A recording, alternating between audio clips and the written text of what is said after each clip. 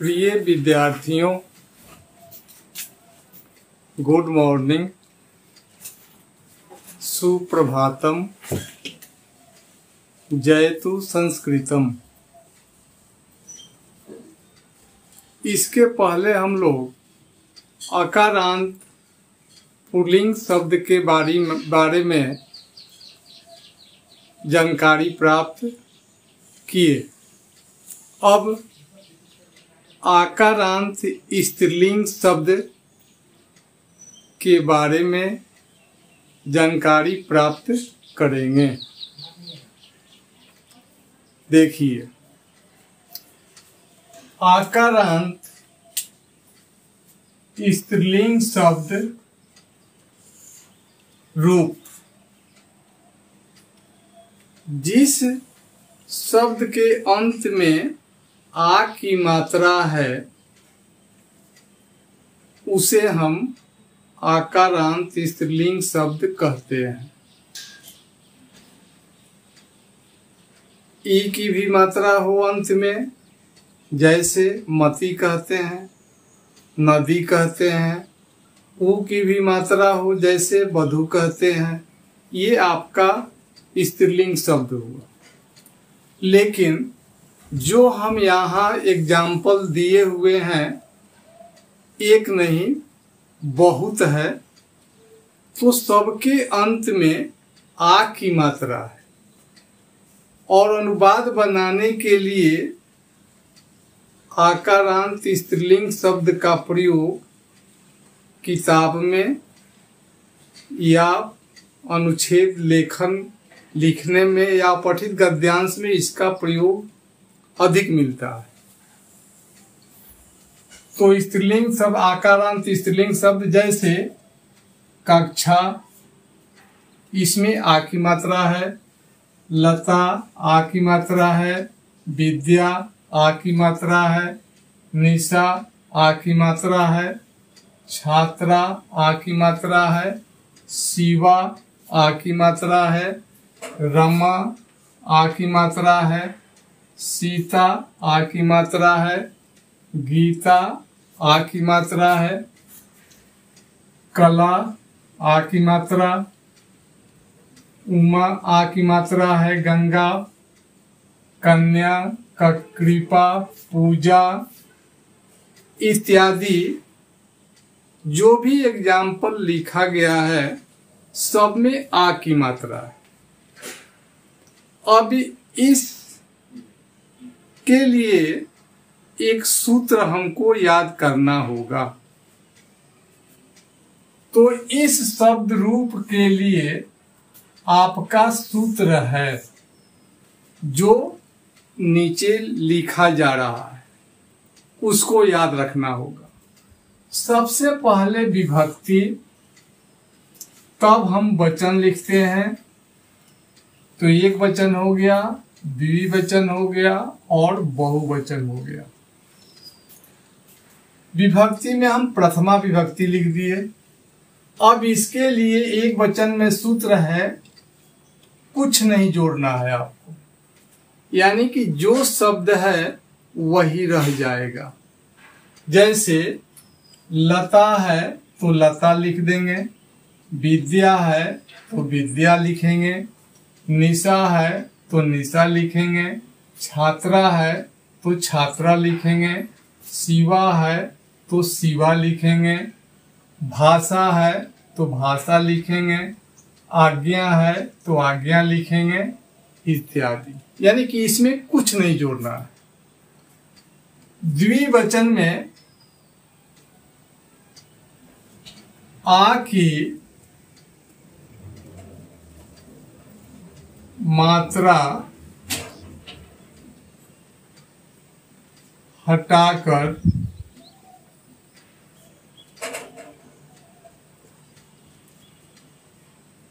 ए जोड़ते हैं।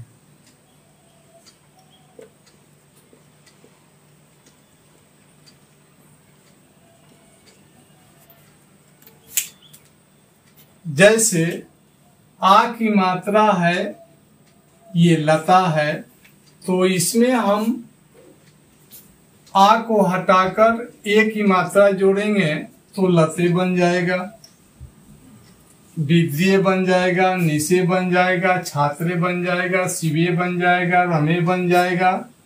आ की मात्रा हटा दी तो द्विवचन हो गया। अब बहुवचन में सिर्फ हम विसर्ग जोड़ देते हैं। लता है तो लता हो गया, विद्या है तो विद्या हो गया, छात्रा है तो छात्रा हो गया, इत्यादि। अब ये प्रथमा विभक्ति में सूत्र हो गया। द्वितीय विभक्ति में देखिए,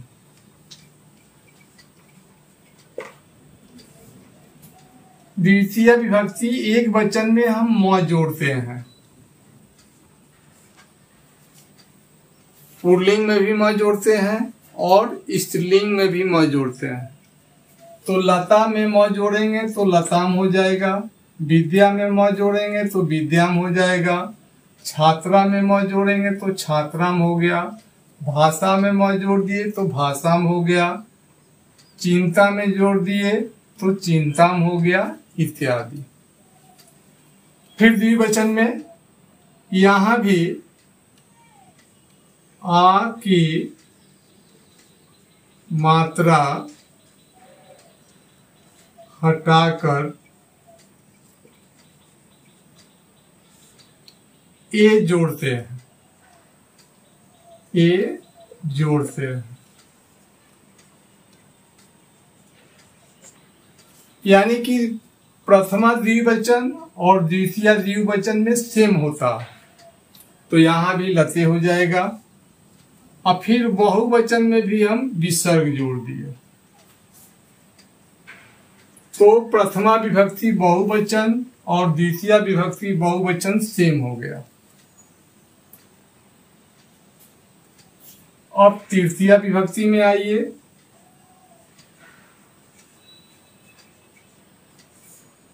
इसमें हम आ की मात्रा हटाकर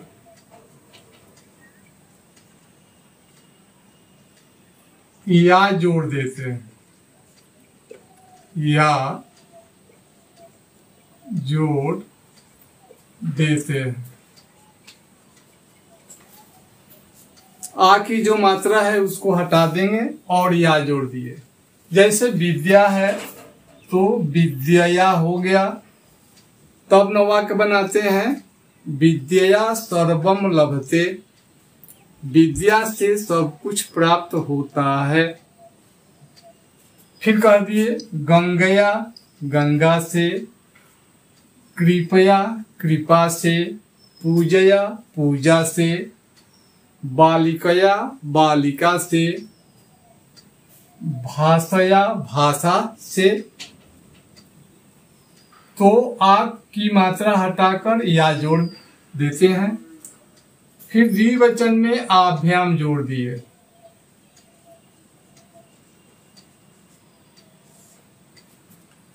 पुल्लिंग में भी अकारांत पुल्लिंग शब्द और आकारांत स्त्रीलिंग शब्द दोनों में आभ्याम जोड़ते हैं। तो आपका हो गया लताभ्याम, रमाभ्याम, कलाभ्याम, सीताभ्याम, इत्यादि। अब बहुवचन में हम भी लिखते हैं। कला भी, पूजा भी, विद्या भी, निशा भी, सभा भी, इत्यादि। अब चतुर्थी में आइए। चतुर्थी एक वचन में हम यही जोड़ते हैं। जैसे दुर्गा शब्द है तो कह दिए दुर्गा यही नमः, दुर्गा को नमस्कार है। चतुर्थी में हम नमः जोड़कर वाक्य बना सकते हैं। जैसे कह दिए शिवाय नमः, पार्वती को नमस्कार है। रमाय नमः, रमा को नमस्कार है। सीतायै नमः, सीता को नमस्कार है। इस प्रकार यही जोड़ देंगे तो चतुर्थी एक वचन का रूप बन जाएगा। फिर यही रह गया आभ्याम द्विवचन में। अभ्य जोड़ते हैं सिर्फ बहुवचन में। रमाभ्य, लताभ्य, सीताभ्य, गीताभ्य, कलाभ्य, पूजाभ्य इत्यादि। अब आइए पंचमी एक वचन में क्या होगा। तो पंचमी के एक वचन में याह जोड़ते हैं। पूजा याह जो शब्द है उसी में हम याह जोड़ दिए, कुछ हटाना नहीं है आपको। विद्या याह, रमा याह, कला याह, विद्या याह, सभा याह इत्यादि। फिर द्विवचन में आभ्याम रह जाएगा और बहुवचन में भ्य जोड़ देंगे। तो फिर आपका हो गया चिंताभ्याम, रमाभ्याम। और फिर यहाँ भ्य है तो इसमें सभाभ्य, बालिकाभ्य, गीताभ्य, सीताभ्य इत्यादि। अब षष्ठी विभक्ति में आइए। षष्ठी विभक्ति इसमें भी हम याह जोड़ते हैं।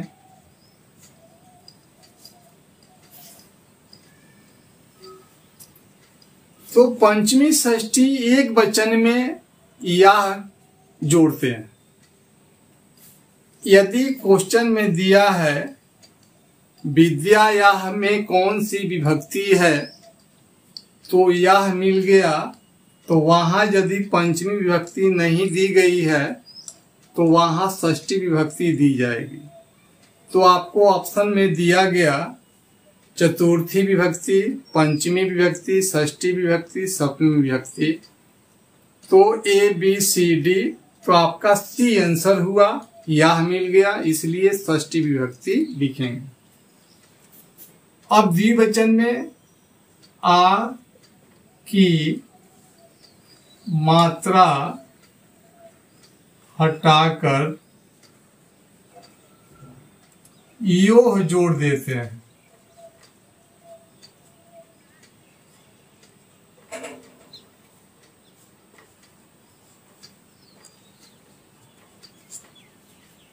जैसे विद्ययोः, लतयोः, सीतयोः,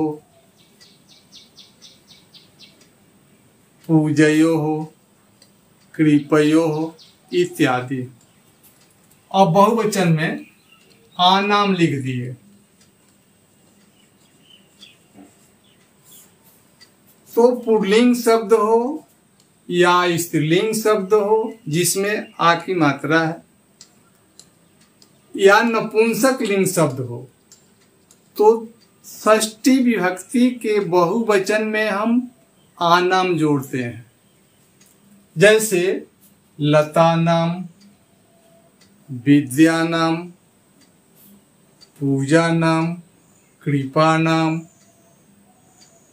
दया नाम, सभा नाम इत्यादि। फिर कह दिए नपुंसक लिंग में जैसे कहते हैं पुस्तका नाम, गृहा नाम, फला नाम इत्यादि। अब है सप्तमी विभक्ति में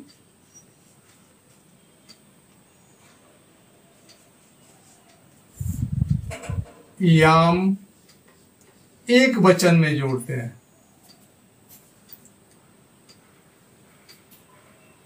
चिंतायाम चिंता में, पूजायाम पूजा में, कृपायाम कृपा में, दयायाम दया में, विद्यायाम विद्या में, सभायाम सभा में इत्यादि।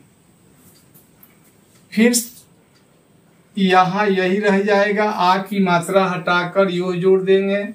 फिर षष्ठी द्विवचन और सप्तमी द्विवचन सेम होता है। सप्तमी बहुवचन में हम सु लिखते हैं।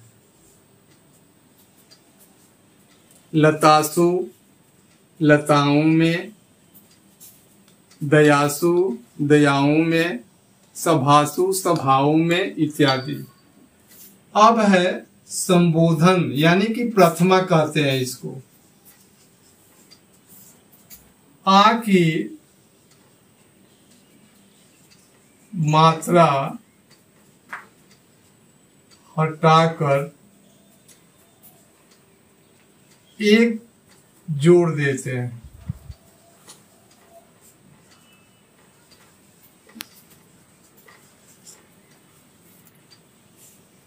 विद्ये, आ की मात्रा हटा दिए। फिर जैसे हम प्रथमा द्विवचन में जोड़े हैं वही यहां भी आपका रूप होगा। द्विवचन में भी यही हो रह जाएगा। आ की मात्रा हटाकर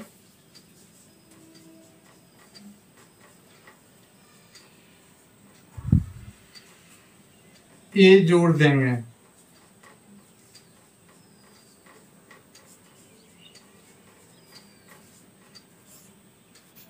अब बहुवचन में हम विसर्ग जोड़ दिए और संबोधन का चिन्ह डाल दिए।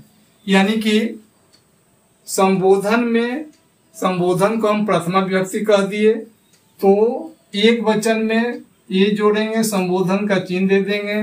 द्विवचन में ए जोड़ेंगे, संबोधन का चिन्ह दे देंगे। और बहुवचन में विसर्ग जोड़कर संबोधन का चिन्ह दे देंगे। अब इस सूत्र को आप देखिए कैसे पढ़िएगा। तो यहाँ क्रॉस किए हुए हैं, कुछ नहीं। द्विवचन में आ की मात्रा हटाकर ए जोड़ेंगे, आप बहुवचन में म जोड़ दे, विसर्ग जोड़ दिए। द्वितीया में म जोड़ दिए, एक वचन। द्विवचन में आ की मात्रा हटाकर ए जोड़ते हैं, अब बहुवचन में फिर हम विसर्ग लिख दिए। अब है तृतीया विभक्ति में आ की मात्रा हटाकर या जोड़ देते हैं। द्विवचन में आभ्याम जोड़ेंगे और बहुवचन में भी जोड़ेंगे।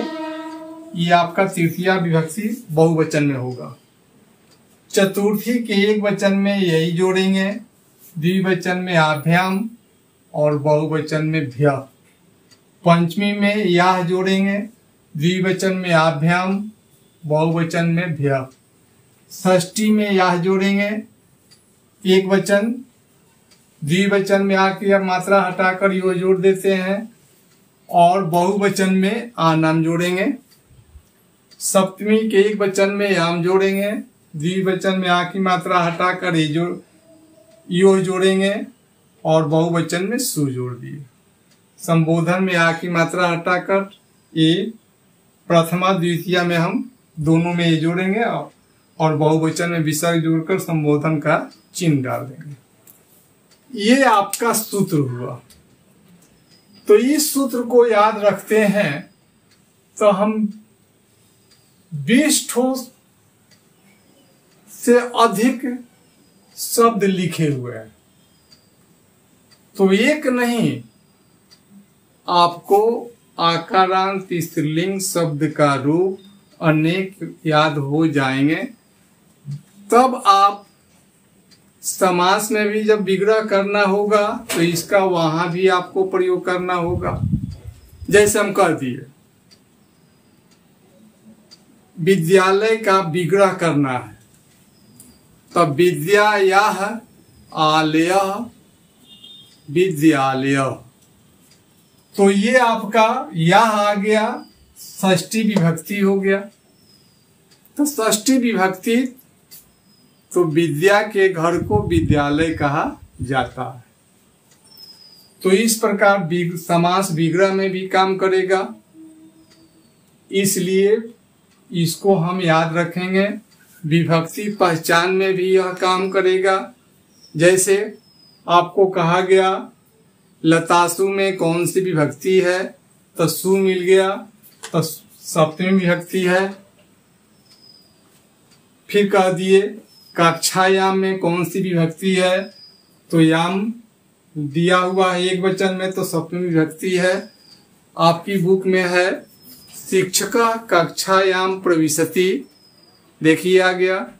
शिक्षक कक्षा में प्रवेश करते हैं। छात्राः सादरम् उत्थाय तस्य अभिवादनं कुर्वन्ति। छात्र खड़े होकर उनका अभिवादन करते हैं।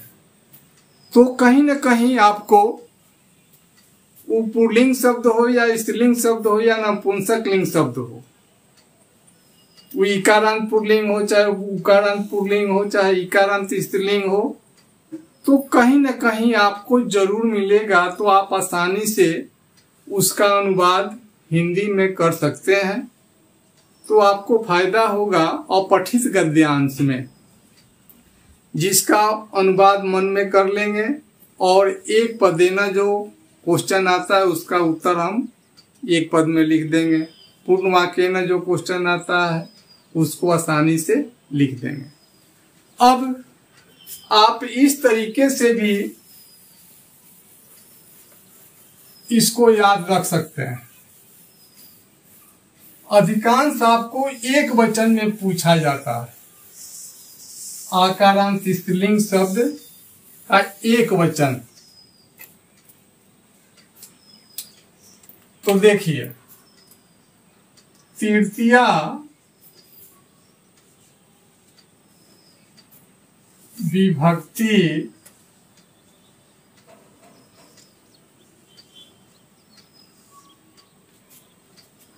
से सप्तमी विभक्ति तक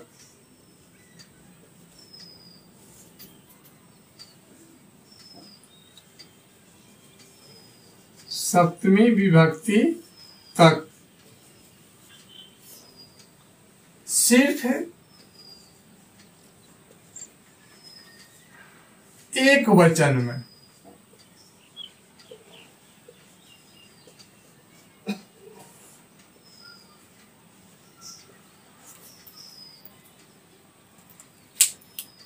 अधिकांश प्रश्न एक वचन में पूछे जाते हैं विभक्ति पहचान के लिए। इसके लिए हिंदी में है सूत्र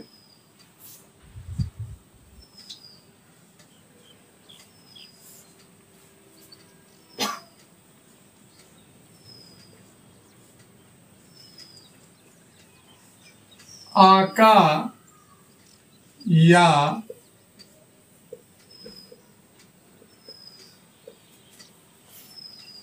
होता तीसरे में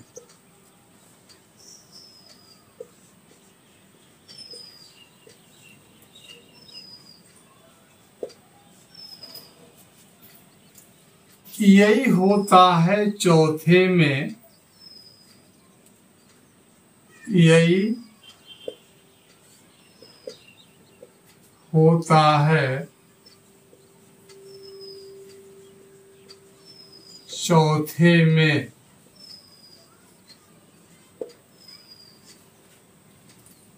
यह होता पंचम षष्ठम में।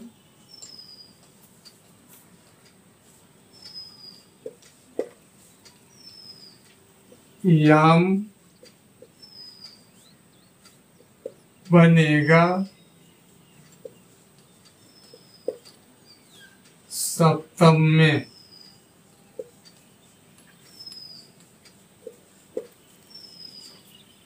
ये आपका सूत्र हुआ। तो हिंदी में याद रखिए, आका या होता तीसरे में, यही होता है चौथे में, या होता पंचम षष्ठम में, याम बनेगा सप्तम में। जैसे विद्या शब्द है,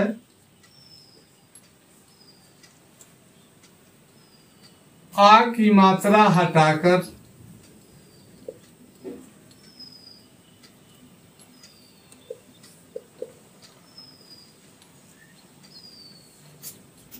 या जोड़ देंगे तो आपका विद्या बन जाएगा।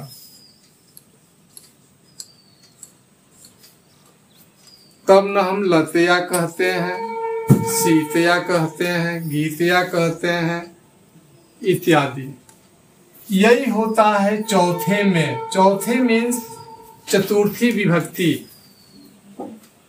तो जहां भी यही रहेगा उसमें चतुर्थी विभक्ति होगी। रमा शब्द है और यही जोड़ दिए तो आपका बन गया रमायई।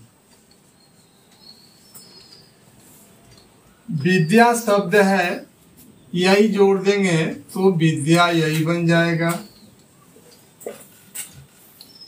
सीता शब्द है, यही जोड़ दिए तो सीता यही हो गया, इत्यादि। यह होता पंचम षष्टम में, यानी कि पंचमी एक वचन में भी या ही लिखेंगे और षष्ठी विभक्ति एक वचन में या ही लिखेंगे। कक्षा है, कक्षा में हम या जोड़ दिए तो आपका बन गया कक्षाया।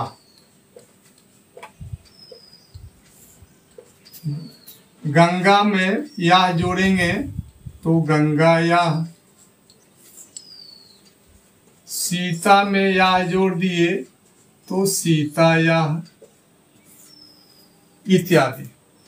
लास्ट है याम बनेगा सप्तम में, यानी कि सप्तमी विभक्ति के एक वचन में हम याम जोड़ते हैं आकारांत स्त्रीलिंग शब्द में। कक्षायाम, कक्षा में। फिर कह दिए निशायाम, रात्रि में। लतायाम, लता में। गंगायाम, गंगा में।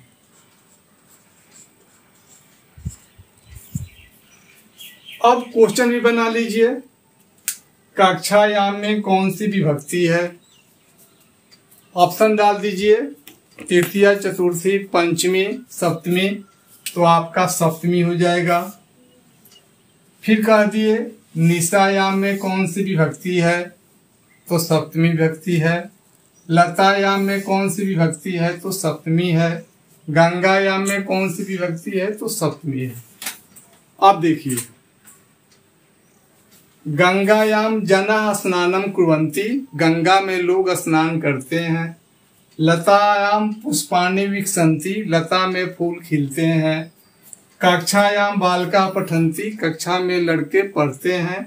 इस प्रकार आपका अनुवाद भी बनेगा और आसानी से आप विभक्ति को भी पहचान लेंगे। तो इसको हिंदी में याद रखिए। आका या होता तीसरे में, यही होता है चौथे में, या होता पंचम षष्टम में, याम बनेगा सप्तम में। इसको जरूर याद रखेंगे।